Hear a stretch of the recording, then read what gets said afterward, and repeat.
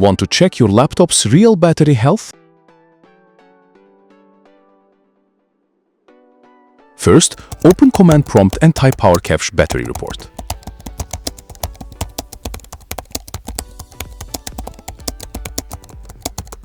Press Enter. Windows will generate a report file and show its file path. Copy this path.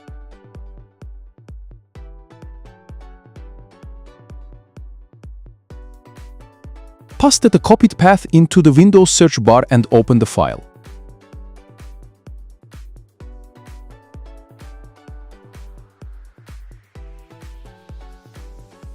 In the report, locate design capacity and full charge capacity. Divide the full charge capacity by design capacity and multiply by 100 to get your battery's exact health percentage.